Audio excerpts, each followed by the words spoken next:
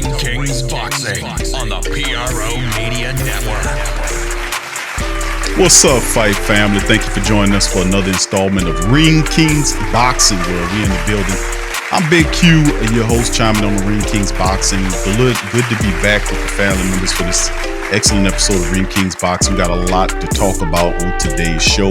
And I like to bring in my co-host of Ring Kings Boxing, a professional fighter extraordinaire, my dog, Eddie Too Mean Johnson. What's up, Too Mean? How you doing, brother? All right, what's going on, man? Doing good, my brother. On this episode of Ring Kings, we've been away for a little bit, man, but we come back really strong on this one because a lot of information to talk about going on. We have several news notes and items to cover on this installment of Ring Kings Boxing, and we keep it real on Ring Kings and talk that real deal in the fight game. So without further ado, I'm gonna ask you guys to hit the like button. Please feel free to subscribe. Join the Ring Kings Boxing World Nation by subscription. Hit the subscribe button. Also hit the notification bell to pick up when we hit that more information. We cover more information. Hit that notification bell so you know to be in the building with Ring Kings Boxing. So without further ado, we get into several articles, and it's going to be kind of an extended version of Ring Kings Boxing. So you guys just kick back as we cover some news. Now, to me and on screen, Claressa Shields took on a fighter recently, and of course she routed Marie Declare, becoming a 2-division undisputed champion. And this was a fight as well where she was going after. She couldn't get her out of there. She couldn't knock her out, but it was one of those fights where she fought. She was really giving us some shots, and she kind of ragdolled this poor lady to a great extent. But she handled it. Now, let's get into the article right here by Rosenstein, ESPN. It says Claressa Shields wanted to make history on Friday night, multiple levels. The first part she handled before she even stepped in the ring, headlining an all-women's pay-per-view card. That's pretty cool. Second part, she took care of it in the ring in a similar way to all her fights. Shields defeated Marie-Eve Declare by a unanimous decision to become the first boxer in the 4-belt era since 2004, male or female, to be an undisputed champion in 2 divisions. Shields retained her WBC and WBO junior middleweight titles while claiming Declare's IBF crown and the vacant WBA world title. How about that? And then, of course, in a quote, she says, quote, "I did it," end quote. Shields said in the ring after the fight, which marks the first time in the 20 years a woman's boxing match was the main event of a pay-per-view. Wow, wasn't that something? She continued to break ground. All 3 judges scored the fight 100-90, a clean sweep for the fighter who calls herself the greatest of all time. Shields landed 116 of 409 punches. Declare landed 31 of 263. Shields landed double-digit punches in 7 of the 10 rounds, after which she seemed frustrated with how the fight unfolded. She had been training with the idea of a knockout on her mind in the pay-per-view fight. Instead, she felt Declare's strategy was simply to survive. And if you watch this fight, that was exactly what was going on. You can see the CompuBox numbers right here that spoke about a lot of what was going on. And of course, after this fight, she spoke about where she wants to go going next. But before we get into any of that, to me, Claressa Shields, man, taking care of business in a major way as she continued to add more, accolades to herself, breaking more ground in the fight for the women's game. And even though it's called Ring Kings Boxing World, man, listen, she is the king or the queen of the women doing it big. Much love to Claressa Shields. Eddie, what you think about this? Oh yeah, she definitely putting women boxing, taking it to a whole nother level, man. And so I admire her a lot because she accomplished a lot for the little fights she had. But she got a lot of experience though. And like I say, she grew up in the damn gym fighting nothing but males, man. So they come down to a female, they can't do nothing with her, man. You know what I'm saying? I mean, I like her as a fighter and shit. I respect her big time, man. Like I say, she doing what a lot of these men ain't doing. She fighting the champion, she whooping their ass and moving on to the next champion and whooping. Just keep constantly winning. So yeah, she definitely earned my respect. She on a rocket to stardom. She's already a star, but what she's doing is unmatched. At the end of it, Eddie, when her career is all said and done, she's striving to be the greatest woman fighter of all time. And they had some really great women fighters. You talk about Ann Wolfe, you talk about Layla Ali, you talk about several other really tantalizing and excellent women fighters. But Claressa Shields' objective is to be the best women fighter that ever was, and she's continued. She's going after champions, and she continued to kind of pat her brand in that way. What do you thought process on that? Her role right now, where her ranking is, and we know she's still much in it, building upon that. Where would you rank her among the top fighters currently, as far as the women go? I'll say she's definitely in the top 5. And then, you know what the thing is? She's still getting better, man. That's why, like, damn, she still got a lot more to do, man. She still got a lot more learning to do. And look what she's doing with these people now, with the females she fight now, champions she fight. She like annihilating them, man. I'm saying they only probably win like 1-2 rounds. That's it against her. And she just dominating them, and I'm like, she's still learning. And I think that Annie Marie, what's her name? Maria Eve something? Declare. Yeah, Marie Eve Declare. Yeah, her ass was she was in survival mode when she started feeling that power, man. You know what I'm saying? That's why she couldn't get out, because she had a wobbler. Yeah, she was running. Yeah, you know what I'm saying? She was going to the body effectively, man. And I think just like she was trying to push for the females to get 3-minute rounds and 12 round fights like the men do. Yeah. I think they should give it to them. Yes. Because she'll get the knockout. You know what I'm saying? She'll definitely get the knockout. Like one round, it was like when the round was up, she was ready. She was almost about to knock her out, but the bell saved her ass. So I was like, yeah, give them 3 minutes. They know what you know what I'm saying? They know what they're in it for. They know what they up against. So ain't no trying to protect them nothing, man. If you trying to really protect them, don't have no women's boxing, period, or no men's boxing. To tell you the truth, we really try to protect the people, man. Yeah, that's a great point, and I hope that they do go 3-minute rounds, man, and you'll see a lot more knockouts like that in the women fight game, man. You can't have a double standard that you got to treat them both the same, and I hope they get that. Now, of course, after she was able to do what she did and take care of Eclair, what's her name? Maria Eve Declare. She basically turned her into a fucking Eclair, ate her, and threw her out of there. The next move is she said she believes that female MMA fighters receive more respect than female boxers do, because they fight 5-minute rounds just like male MMA fighters do. She says she believes fans respect that.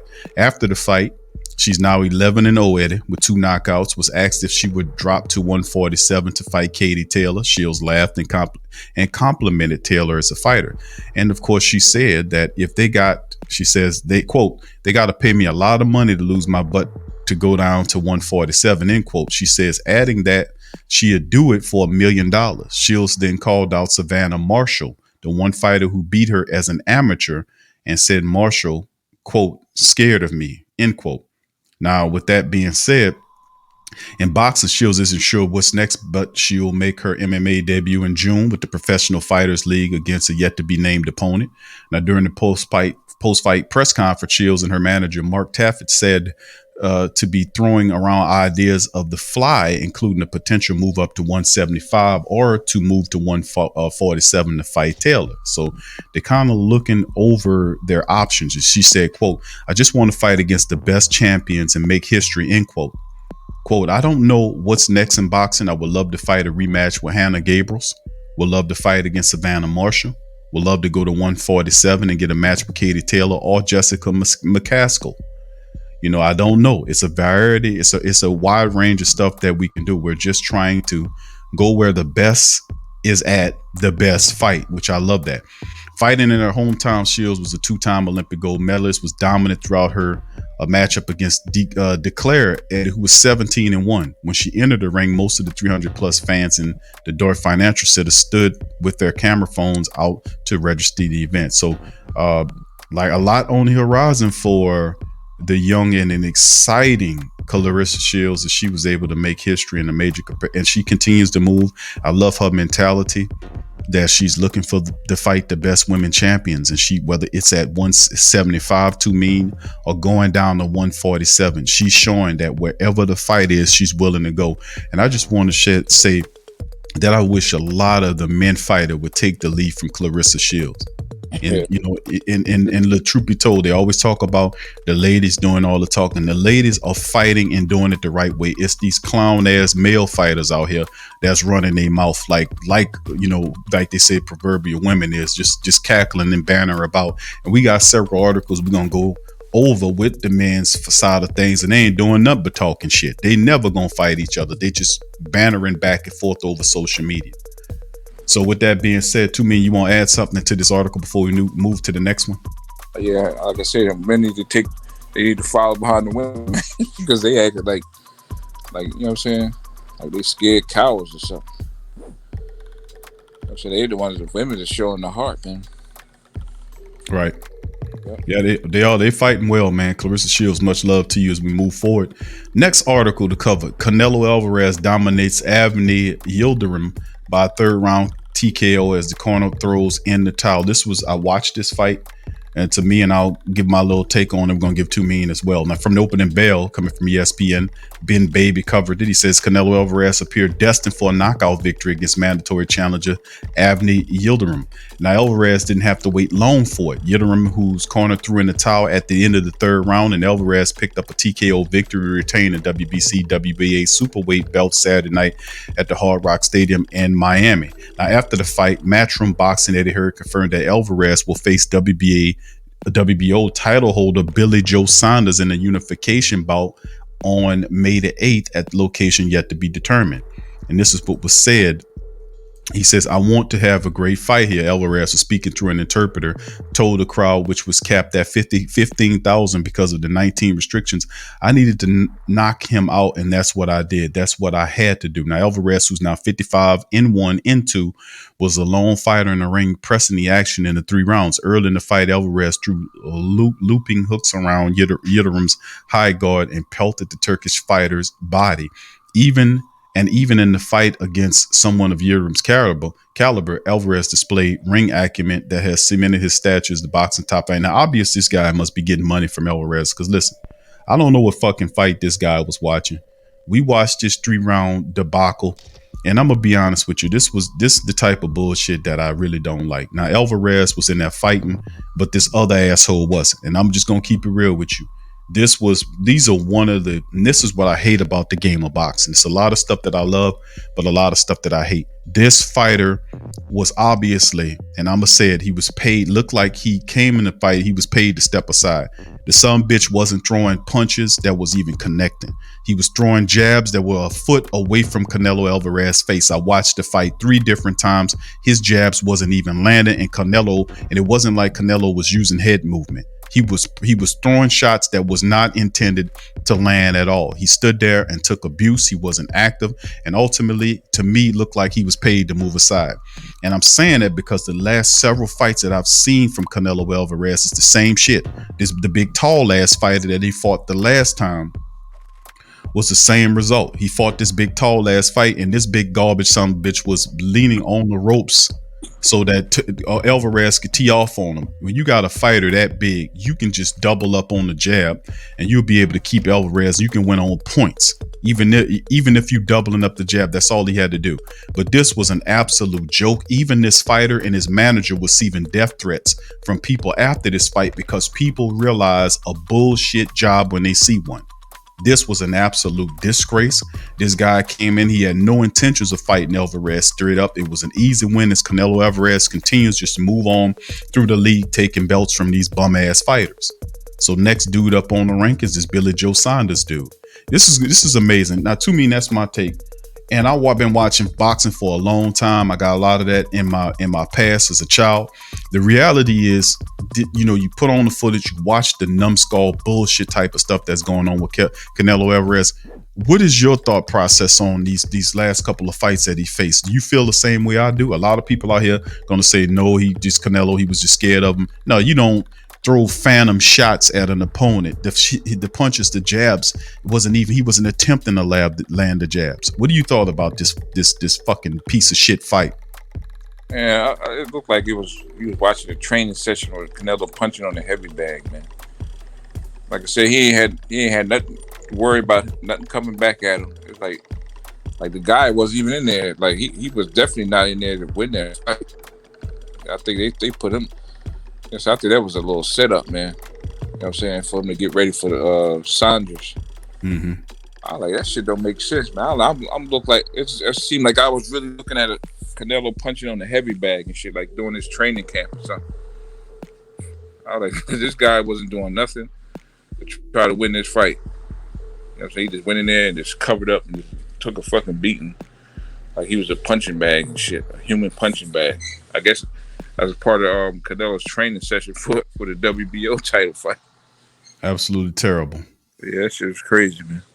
Alvarez picked up his second victory in 3 months and retained 2 of the 4 belts in the 168-pound division. He won't have to wait much longer to have a shot at a third title. The fight against Saunders gives Alvarez a chance to move one step closer to being undisputed champion and bolster his case to be the greatest Mexican fighter of all time. Saunders, who's 30-0 with 14 knockouts, has held the WBA super middleweight belt since he beat Sifef Issoufou in 2019.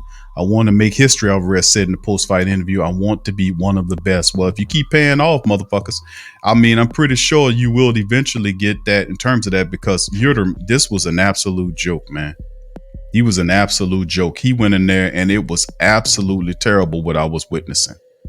Absolutely terrible. And the trainer, Yildirim, who's 21-3 with 12 knockouts, he survived. And even while he sat in his corner before the 4th round, he appeared to be game for at least 3 more minutes. No, it wasn't. Trainer Joel Diaz pleaded with Yildirim to show more of a lackluster. He didn't want to do it. The trainer pleading with him to fight. Some bitch didn't want to do it. And then, of course, at the end of the day, I'm going to give you one effing round, said Diaz, told Yildirim in the corner. And the trainer fussing and cussing at Yildirim or whatever his fucking name is. He don't deserve to have his name pronounced right if he gonna go in there and perform and put on some bullshit like that. You know, a lot of people spent money to watch this fight, and this was an atrocity, man. For this guy to be throwing phantom shots at Canelo Alvarez, wasn't attempting to win the fight.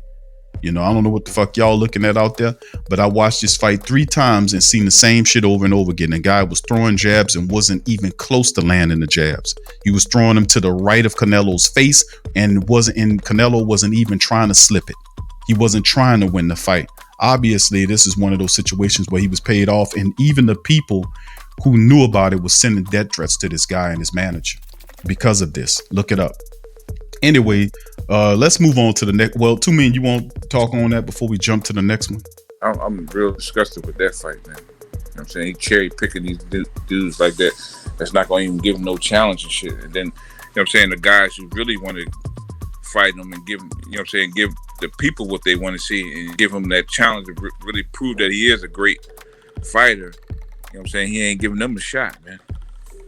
Going on this European tour, and a lot of his Mexican fans don't even like that shit. No, they fuss. A lot of the Mexican fans are upset, man. I was looking, reading some articles and comments from a lot of the Mexican fans, and they feel like me. A lot of these fights are bullshit. These people who they're picking, they're not fighting him straight up. They're laying down.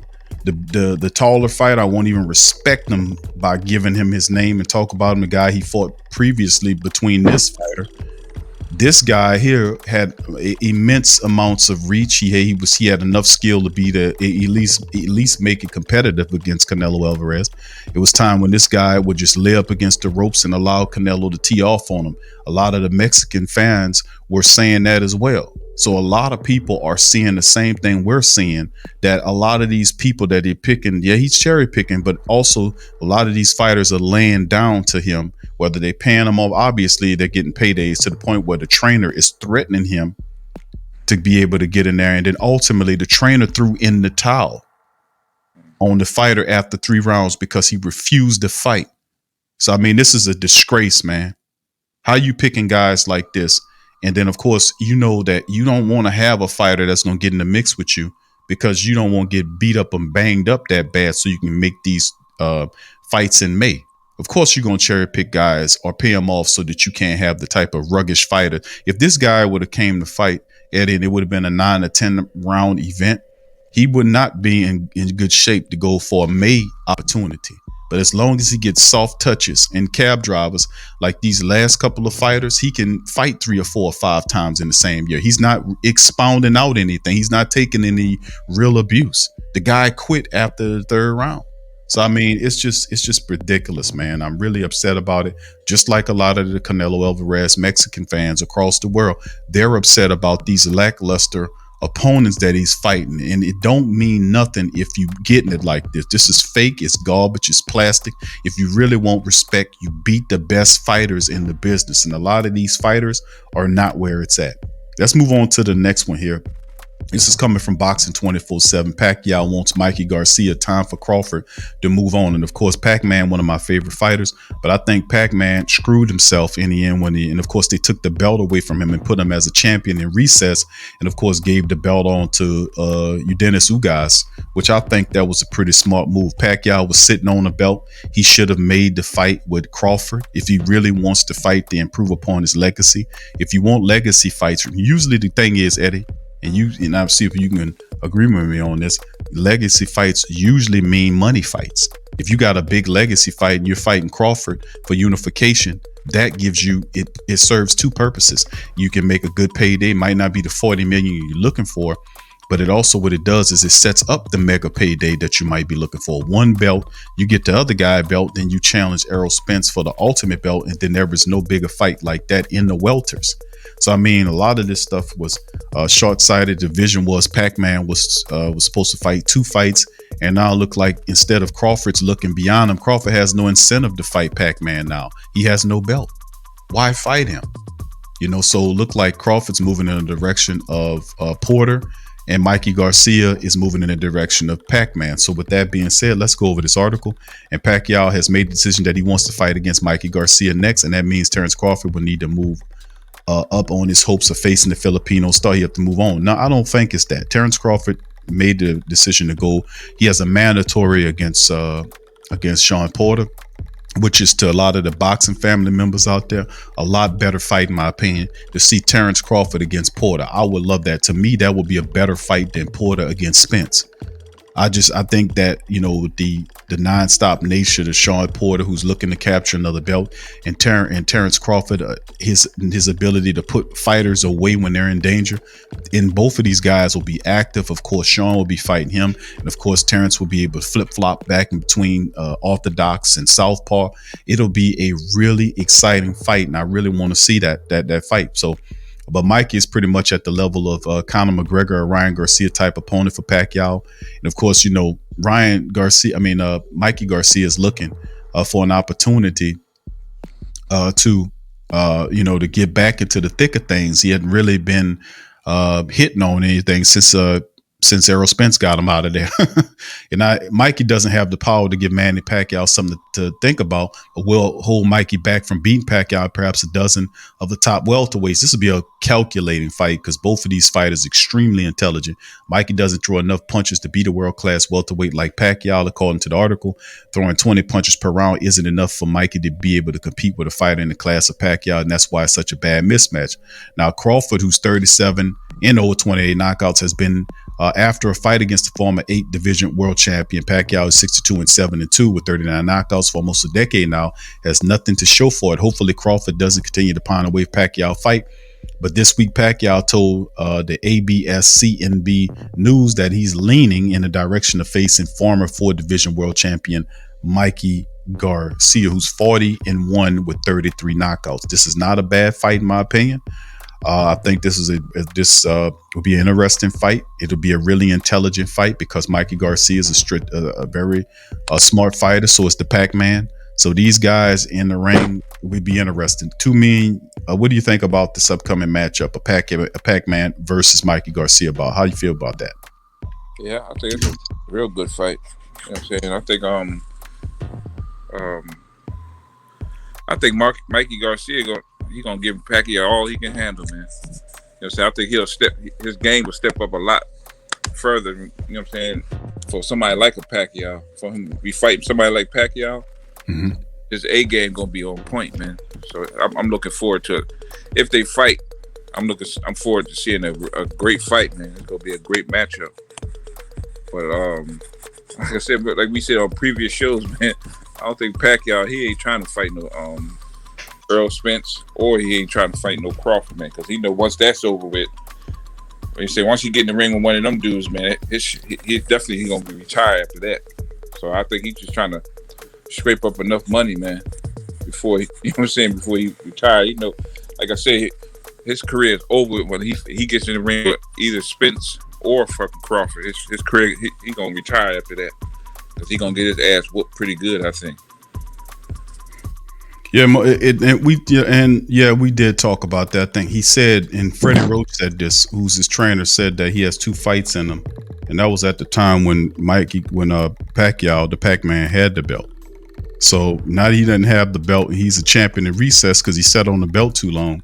They took it and gave it to Ugas, who's right now, and it just he had everything in his hands, and he kind of floundered it, in my opinion.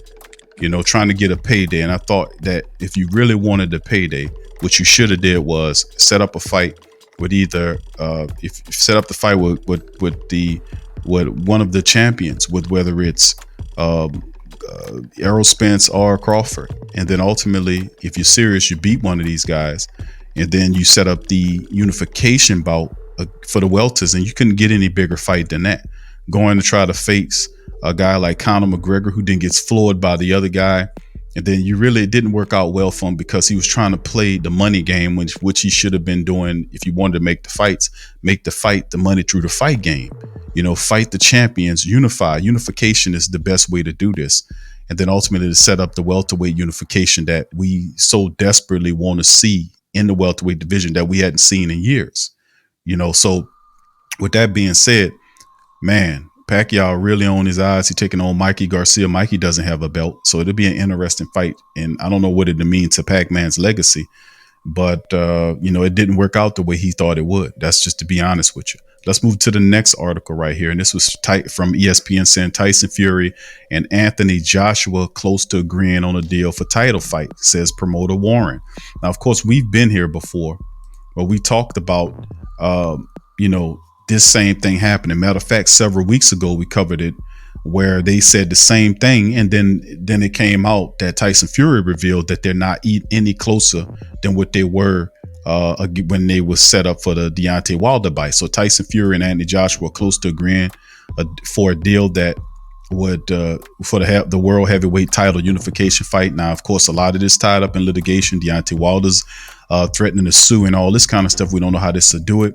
And then, of course, they even said that they will set up the unification bout without the belts and all this bullshit. So Fury told ESPN on Wednesday that the fight with Joshua was no closer to being finalized, but Warren erased concerns about the 2 English rivals meeting this year for all 4 titles. And this is what he said. He said, "The fight is close to being done now." That's what Frank Warren said. It's all COVID-19 related, but I think it will go on sometime in June, latest July. He's going to be a 2-fight deal. It depends on what happens in the first fight, and agreement of all parties as where and what happens after that. Now, the IBF, WBA, and WBO champion Anthony Joshua, who's 24-1 with 22 knockouts, he's 31, and then of course you have the WBC champion Tyson Fury, who's 30-0 with 1 decision, 21 knockouts. He's 32, has not fought since stopping Deontay Wilder in February of 2020. He says they agreed to fight each other in June, but no date or venue has been announced yet. Now, the obstacles such not just the C-19, but the rival broadcasters. Wilder's claim Fury contractually owes him a rematch. Joshua's mandatory defense against Alexander Usyk will stop the fight from happening next, according to Frank Warren, which I don't understand how that would happen, because unification is supposed to trump mandatory. So how is that even an issue? Sounds a bit of an excuse to me. Fury's other co-promoter Bob Arum and Joshua's promoter Eddie Hearn. However, Fury told ESPN earlier this week that they've got had a full year to make something happen, and it hasn't happened yet. We're no further forward than we were a year ago. The way C-19 is at the moment, I don't think it has got much to do with fighters. It's to do with the venue, date, place, site fees. It's to do with everything but the fight itself, end quote. That's Tyson Fury.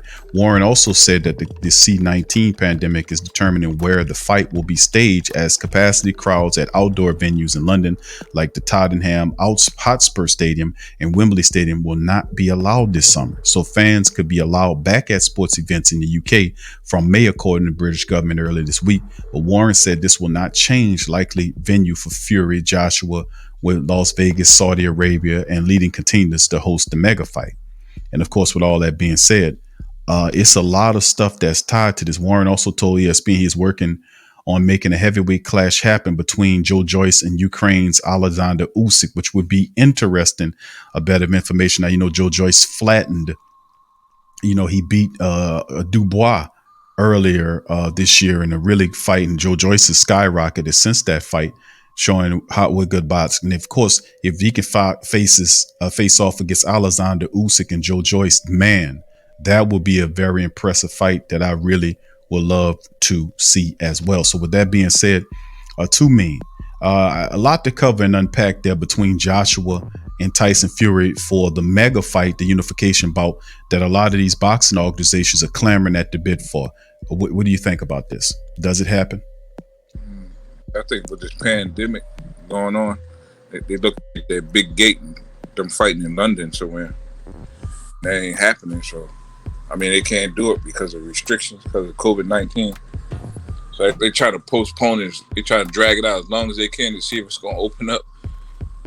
I think they're holding it back because, so they want that gate money, along with the pay-per-view. I think that's what's going on with it. And then Deontay Wilder like, shit, if I don't get my rematch, then we going to court. So there's a whole lot of shit trying to stop that big money fight from happening. But with money like that involved, that fight's going to happen. It's just, I think it's because of that, like I say, that pandemic. You know what I'm saying? Right. That's what I think. But, I would like to see that Usyk fight too. What's the guy's name again? Joe Joyce. Yeah, I would like to see that too, man. I think that's gonna be a good ass fight. I like Usyk, man. So he can fight his ass off. Yeah, that would be an excellent fight. And really, since he moved up to the heavyweight division from being a cruiserweight god, pretty much is what he was, dominating the cruiserweight division. And since he stepped up there, he's had some pretty interesting fights. He had to fight against War, as I call him, against Derek Chisora, which actually turned out to be a pretty good fight. I thought that Alexander Usyk would give him a boxing lesson, but to be honest with you, Derek Chisora actually had a pretty good fight. I had low expectations, but actually it was a pretty decent fight, to be honest with you. Chisora fought a pretty good fight against him. And of course, Alexander Usyk showed that he's a complete fighter. I even seen Alexander Usyk take some really hard shots from Chisora, who's a bit of a power puncher.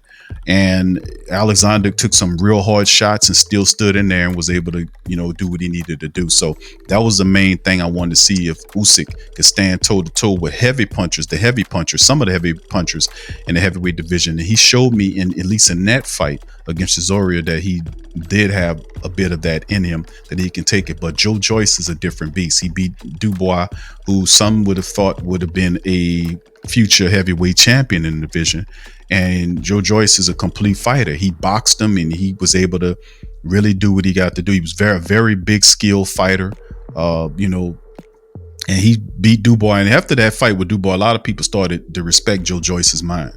Now you lining up against Alexander Usyk, and you beat Usyk. That leapfrog Joe Joyce into the conversation to be in the top 5 fighters in the heavyweight division. So this is a nice fight. Hopefully that can happen.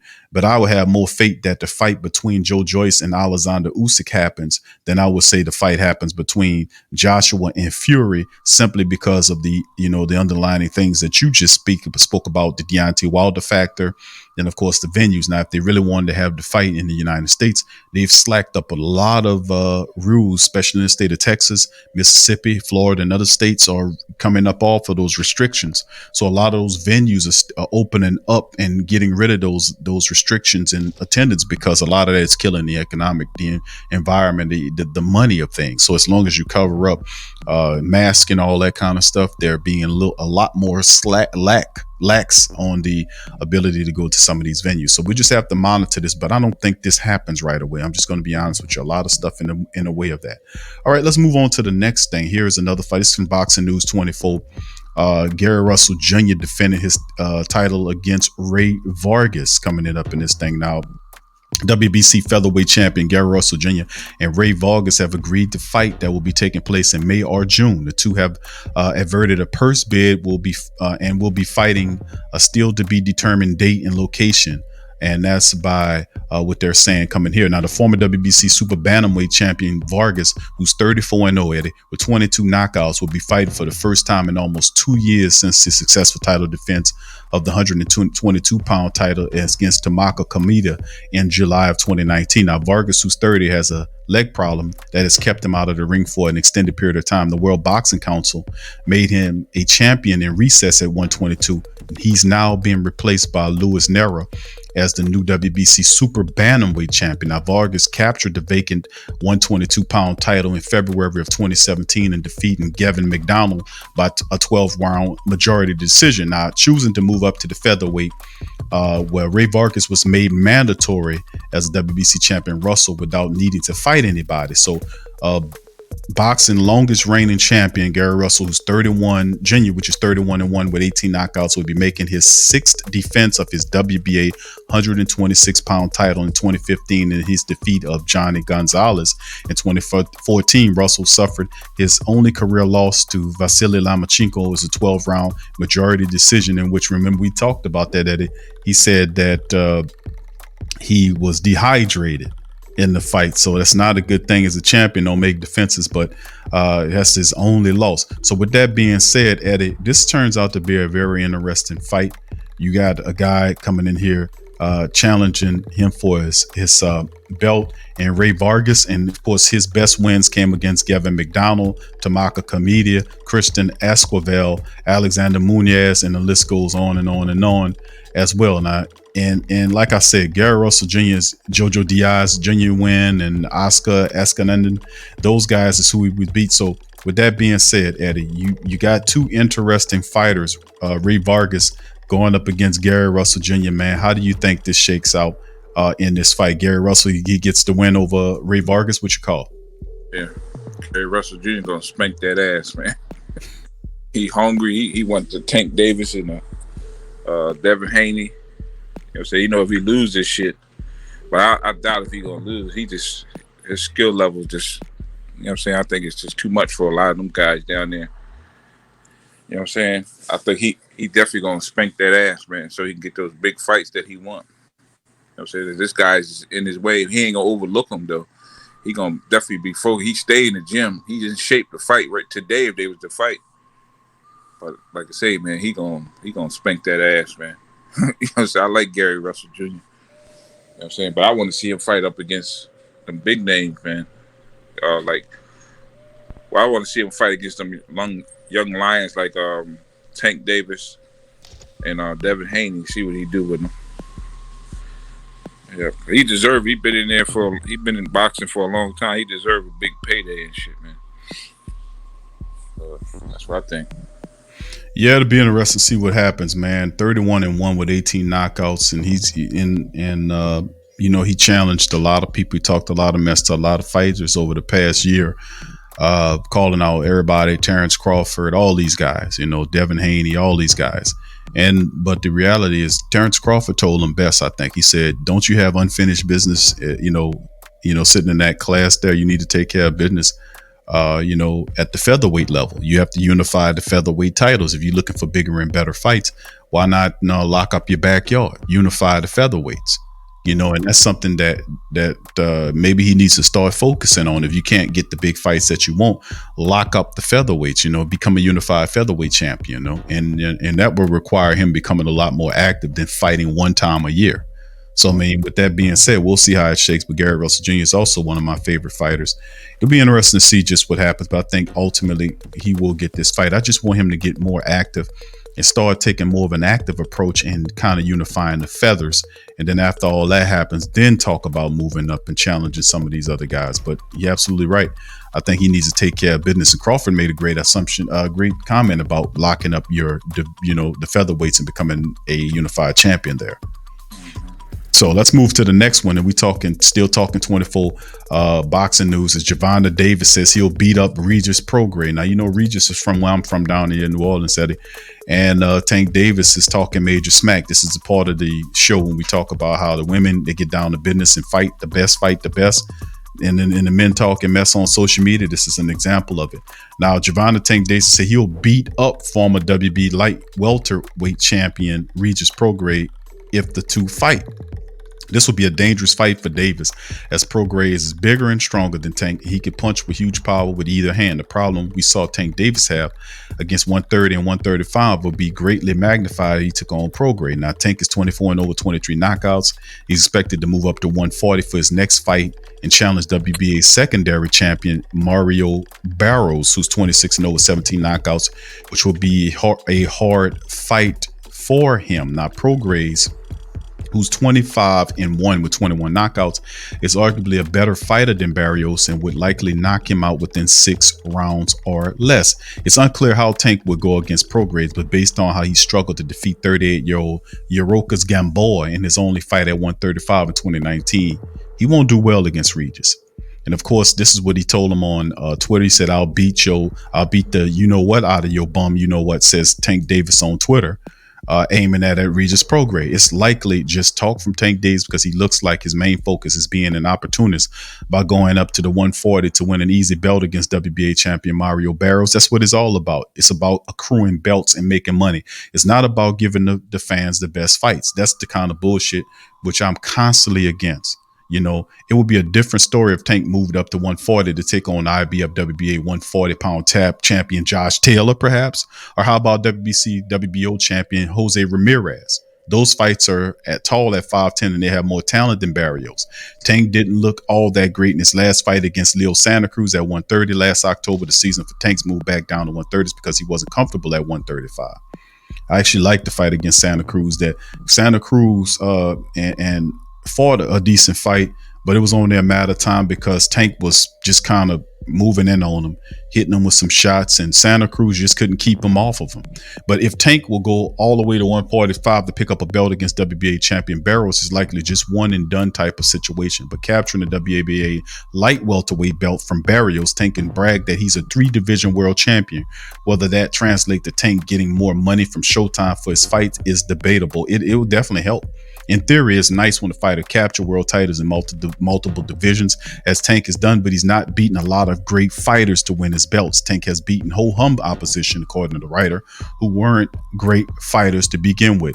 His great wins: Jose Pedraza, IBF at 130, Jose Suliar from WBA 130, and Yorokas Gamboa, WBA regular title at 135. Prograis, who's 32, will be fighting next month on the Triller card against Ivan Roddick, which is actually a pretty good fight. 23-5 and 18 knockouts is Ivan Roddick in a 10-round fight on April 17 in Atlanta, Georgia. Now, Regis is trying to work his way into a world title shot after losing the WBA 140-pound title to Josh Taylor by a 12-round majority decision in the World Boxing Super Series tournament in October of 2019 in England. A lot of people said with some unfair stuff going on right there, and that Regis Prograis actually should have made it. It should have been a lot closer than what it was. But that is in the past.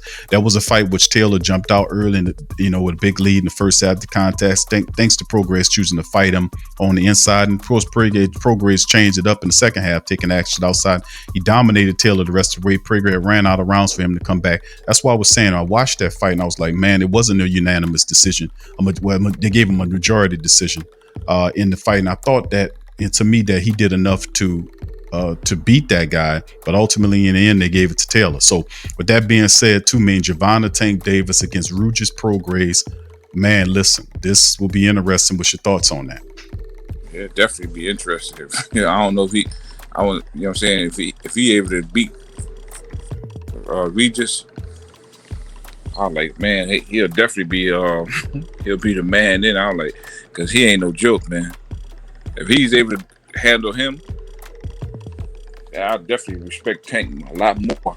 But I don't know. I don't know if he's gonna be able to handle him, man. So I would like to see that fight. I want to see what he can really do, man. That'll definitely put Tank Davis to the test. I want to see what he can do with him. And that you know what I'm saying, that'll let people know that Tank is definitely the real deal if he was to go through him, man. So that's what I think. I like to say Regis is no joke. Nobody, a lot of people don't know about Regis Prograis, bro. A lot of them don't know about him. He's an intelligent fighter, big fight, physical fighter, has power in both hands, very balanced, can box. He's a really smart fighter, can box or they can work you inside or out. I mean, he has a total package. And I think he's fearless. He doesn't care who it is. He's going up against you. You're going to get the best outing from him. Of course, he's a local guy from New Orleans. He's got that tough edge to him. But Gervonta Tank Davis talking about going up against Regis Prograis and talk about beating him. A lot of these guys sitting on this belt, and I like Gervonta Tank Davis. A lot of these guys sitting on these belts are sitting on these belts so they can create money pots. You know, they don't want to fight anybody. It's the same thing I see with Teofimo Lopez with what he's doing. You know, instead of going and fight these guys like Devin Haney's claiming to be undisputed champion at that class, but Devin Haney's holding a belt. If you believe Devin Haney is not as good as you, then go take his belt. But they're not going to move in that direction because they know that these guys are dangerous fighters that don't match their style and contain something that they might not be able to prepare for. So, you know, and it's the case. I'm not saying that that's not the issue with Tank Davis. I think Tank Davis sees easier fights on the horizon. And of course, the acclamation of another belt to his arsenal definitely makes him more money. That's just commonsensical. More belts means that he makes more money. And that's what this is about. And unfortunately, it's fights that we don't want to see. We don't want to see him fight that guy. We want to see him line up against guys who have names that are fighters that'll give us good fights. But unfortunately, these managers are controlling these fights and they're creating honeypots for themselves while starving the fan base of the fights that we desire. Eddie, you had a beef with that. You want to talk on that before we jump to the next two? A beef with, say it again?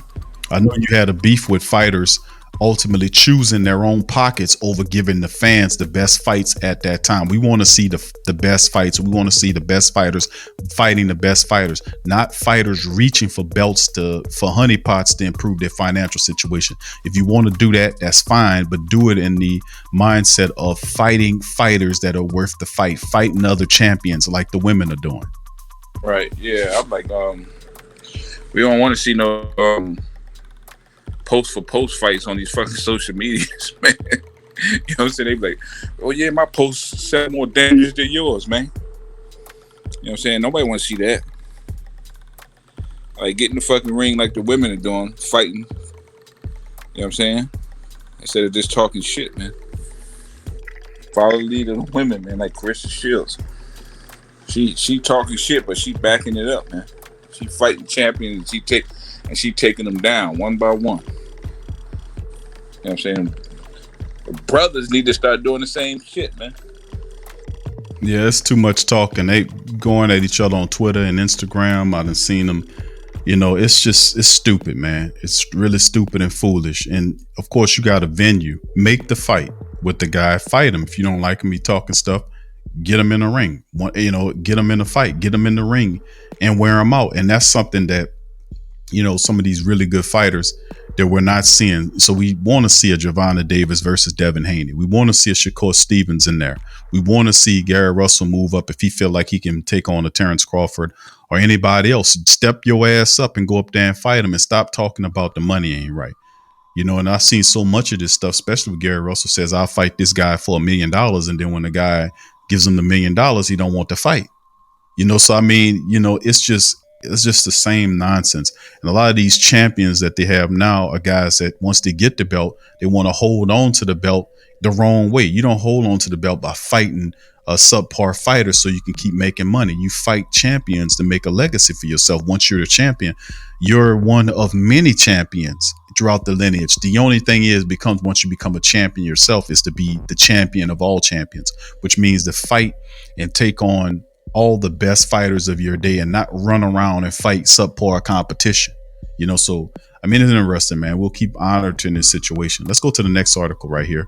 This is coming from WorldBoxingNews.net. Deontay Wilder versus Andy Ruiz Jr. heavyweight pay-per-view eyed for 2021. The road to redemption, title redemption. And of course, this will be a really interesting fight to me because both Deontay Wilder and Andy Ruiz had both lost their both lost their titles. Andy took it from Anthony Joshua. Joshua then beat him and took the belts back from him because Andy Ruiz was woefully overweight. Deontay Wilder came in ill prepared for the last bout against Tyson Fury and lost his belt too. So you have two former champions teaming up to go at each other. This is a splendid fight if it's going to happen. Let's get into it and see. The World Boxing News understands that the former heavyweight champion Deontay Wilder and Ruiz Jr. have the makings of a blockbuster meeting in late 2021. Long-reigning WBC ruler Wilder and ex-Unified King Ruiz Jr. are Al Heyman's premier top division stars, but are currently out of the title picture, now losing to Tyson Fury and Anthony Joshua over the last 3 months from December 2019 to February of 2020. Both are yet to be back in the ring. Now, Heyman has already arranged for Ruiz to battle Chris Arreola in April, potentially on the pay-per-view, to build Mexico's first ever heavyweight champion onto the United States platform. Now, Wilder is already there, having fought 3 of his last 4 bouts on box office level. Therefore, Heyman can build Wilder versus Ruiz this year, provided they win their comeback outings in the spring. Now, Ruiz has to get past Arreola and look good doing it. Simultaneously, the Brown Bomber is rumored to be considered fighting Chris Martin, the Prince, or Robert Helenius in his comeback in May or June. Now, 2 triumphs then lead nicely to Wilder versus Ruiz by November or December at a world famous venue. So with that being said, WBN also believes that the fight could be a final eliminator for a crack at the world title or even a slim chance for a vacant championship. Fury and Joshua remain locked in long-winded talks over undisputed clash. Once the first encounter is out of the way, either could vacate the belts immediately. Now, the IBF and the WBO are likely to relinquish if Fury wins. Indeed, the WBA, whatever happens in that battle, Heyman would need to pull off some miracle, though, to snatch a belt for the contest. Now, Usyk and Joe Joyce are at the head of the queue for the WBO, but the WBO could be where the eliminated opportunity lies. So you might see an opportunity there on the back end. So with that being said, to me, Ruiz, former champion, Deontay Wilder, former champion, Chris Arreola is on a level. I think definitely Andy Ruiz, who's in fantastic shape. I've seen the latest. He really slimmed down and really, got to give him a lot of love and respect to Andy Ruiz. He slimmed down really well and really took it seriously, man. And that was one of the things they talked about with the Destroyer, is that, if he took it, and took his body, and got his body in better shape, that he can be a champion. I think him getting a nibble of that unified championship kind of got his mind right. And he's such a dangerous fighter going up against a guy like Wilder eventually, who's supposed to take on, who's scheduled, or potentially the rumors are Chris Martin or Robert Helenius. Really, I would like to see Deontay Wilder against Robert Helenius, who flattened, the Brooklyn fighter. I forgot his name. What's his name? I forgot his name. I'll figure it out. But anyway, Helenius would be a great fight for Deontay Wilder. 2 big, massive heavyweights with punching power going at it against each other. So we'll see how that shakes. So what's your thoughts on the potential bout Ruiz and Deontay Wilder? Yeah, that would be a good fight because I think Ruiz, his style is tailor-made for Wilder because he gonna be there. He ain't gonna be boxing around and shit. He gonna be right there. Right. But the thing is, can Wilder take what Ruiz gonna give him? You know what I'm saying? Because Ruiz can punch too now. Yeah, both hands. Yeah, I'm like, and he gonna be real sharp, like in the inside where Joshua underestimated him. Right. Try to finish him off. Like, he didn't realize how sharp he is inside. So that'll be interesting, man. You know what I'm saying? I think whoever lands first gonna win it.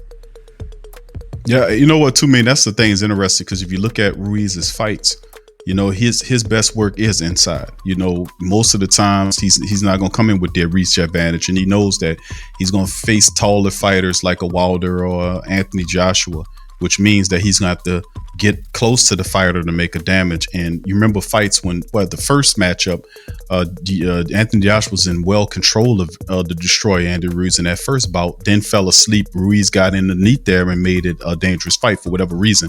I don't understand why he allowed it. If you study the film on Andy Ruiz, the majority of the time he gets underneath you, and when he gets underneath you and he starts working inside, you will not withstand him because he has power in both hands.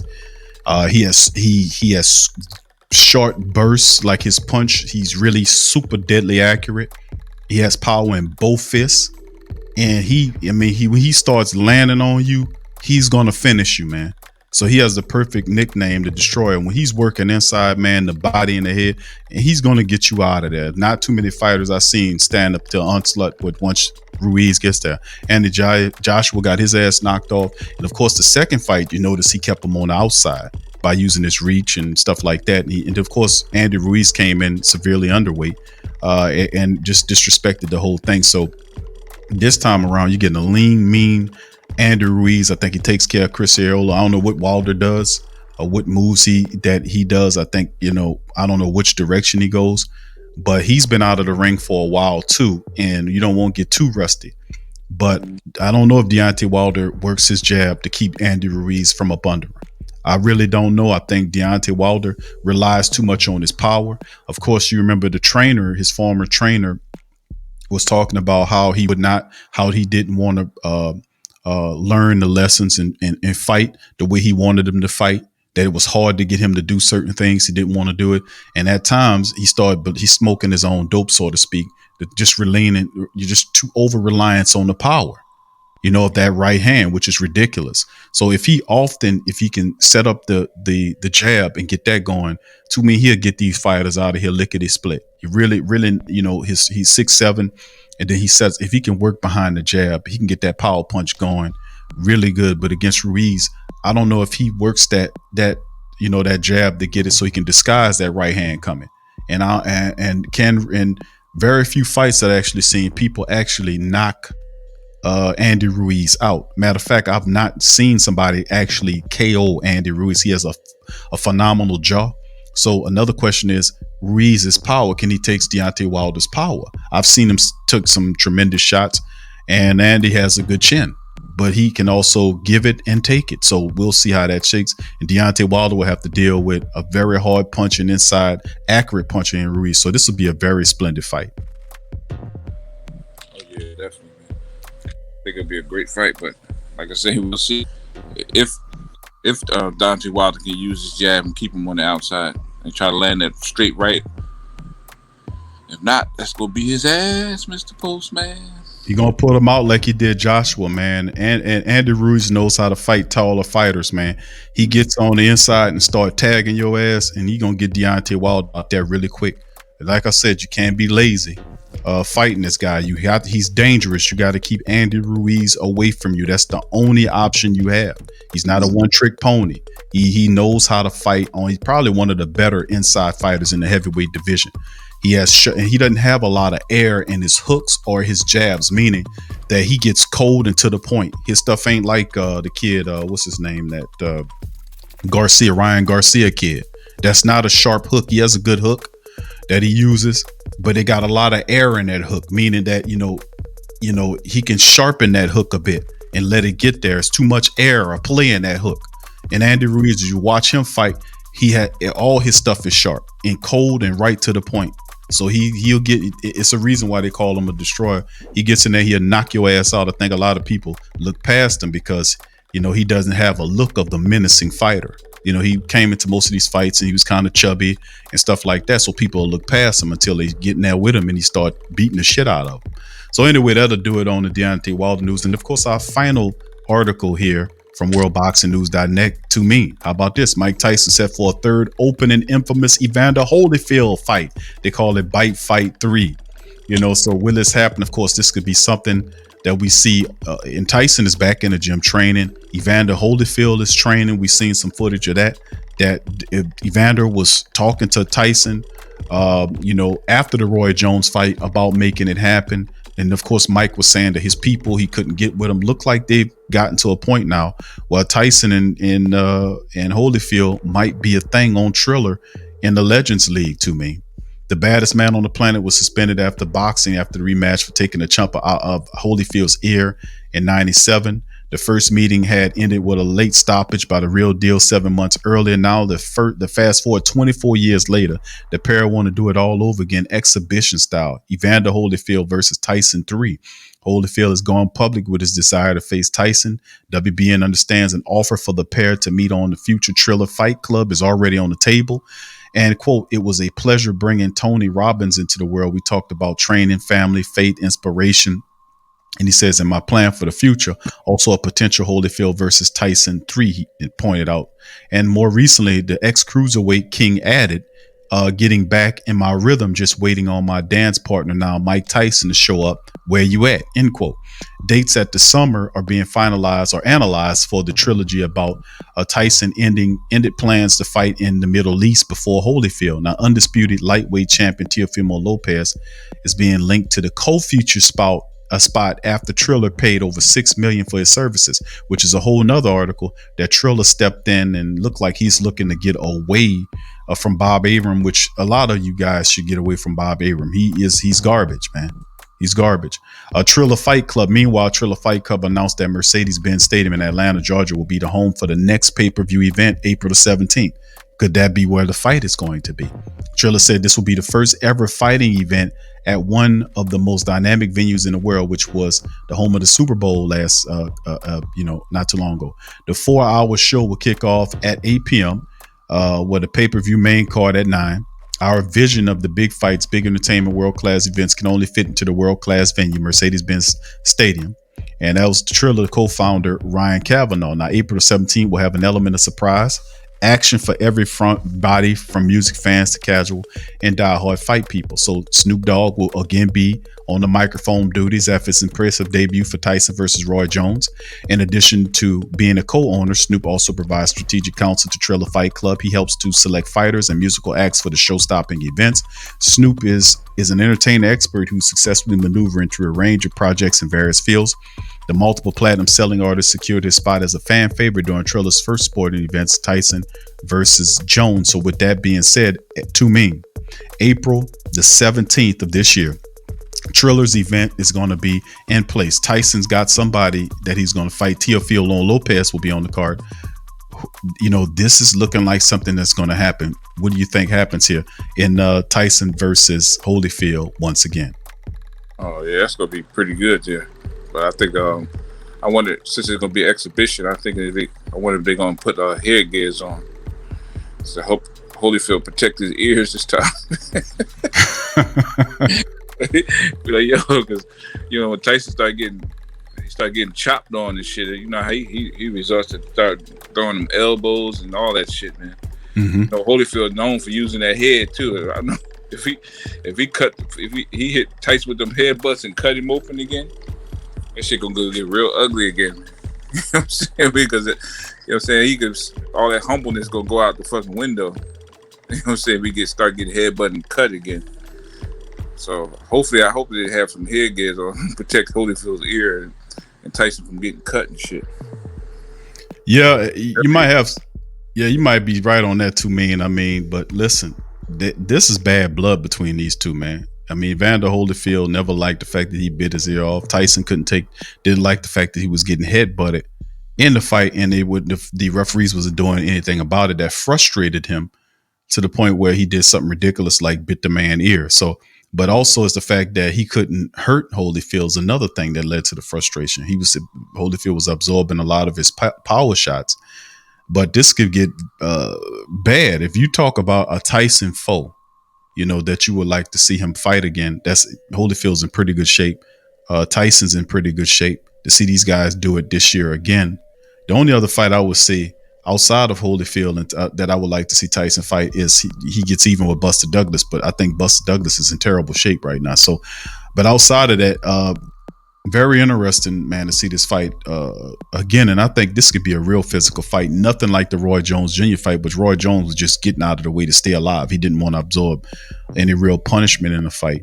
And Evander Holyfield doesn't have such inclinations. He's going to go in there and try to knock Tyson out in the exhibition. I'm just, what if he knocks him out in the exhibition? And it'll be kind of crazy to see that happen.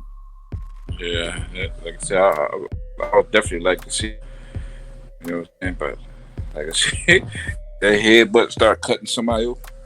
You might see that shit. I was going to say bite 3. Tyson gonna go for that ear.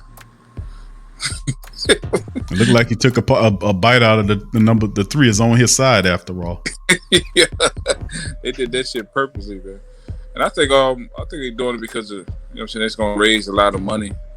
Holyfield definitely needs money for, you know what I'm saying, by him having people that I'm sure. Yeah, stealing from him and all that shit. Mm-hmm. Yeah, so that would be good for both of them, man. You know what I'm saying? Get Holyfield back on his feet. I'm saying he off his feet, but he definitely ain't got the money that he fought for all them years for. Yeah, so I'm looking forward to it. Yeah, well, you might have to not wait too long, my friend. April the 17th is what the date that they have for the Triller fight. Teofimo Lopez is linked to a co-spot on that. Now that he's operating with them, they paid him $6 million according to the article. April the 17th in the Atlanta Stadium down there, Mercedes-Benz Stadium in Atlanta. It's going to be interesting, to say the least. So with that being said, that'll be the last of the articles that we covered here on Ring Kings Boxing. I thank all you guys for staying with us for the summation of the show. Appreciate you. Much love to you from the Ring Kings family. And I'm going to promote that you guys hit the subscribe button. So hit the subscribe button, hit the subscribe button, hit the subscribe button, and join the realest show, keeping it real, talking about boxing, man, and fight news in the game today. So appreciate y'all being here. Hit the like button, hit the subscribe button, hit the bell for future content, and feel free to share the show on your social media. From Ring Kings Boxing, I'm Big Q chiming in. My co-host is Too Mean. Thank y'all for joining us. Peace. Thank you. Peace.